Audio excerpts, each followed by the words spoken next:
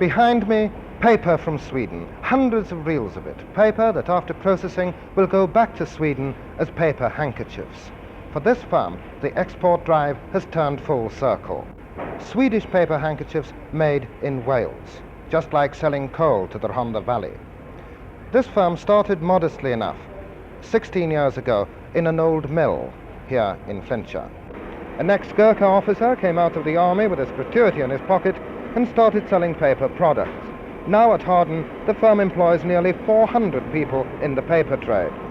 And though the home market is expanding rapidly, the emphasis is on export.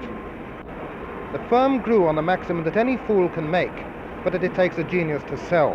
And the selling organization, now as successful as any in the country, was built up before the manufacturing side of the business.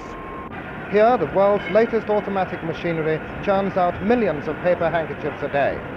Each machine folds and packs 88 boxes a minute, and in every box 150 handkerchiefs. Swedish handkerchiefs, French handkerchiefs, Danish handkerchiefs, Swiss handkerchiefs, and many others. And the products of this Hawarden factory now go all over the world.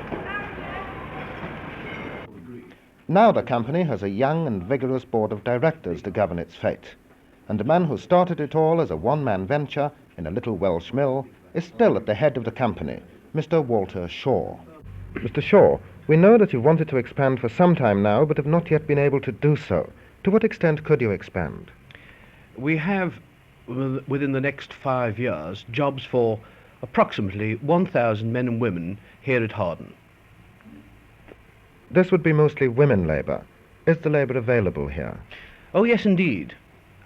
Some few months ago, we advertised for about 10 women for an unskilled, pleasant job. The result was that approximately 400 to 500 women applied, and outside here we had to have police to marshal them because of the enormous amount of people which we certainly hadn't expected.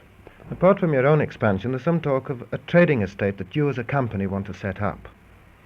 Yes, this is so. A number of major suppliers to my company have asked to come and put up factories nearby to supply us.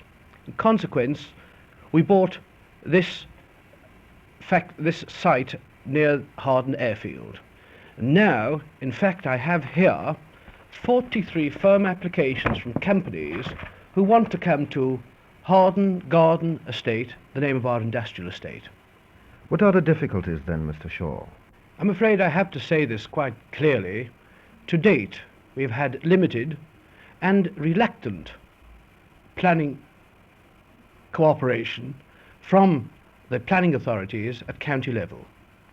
If you don't get this cooperation, Mr. Shaw? Tragically, I would have to answer on behalf of my company.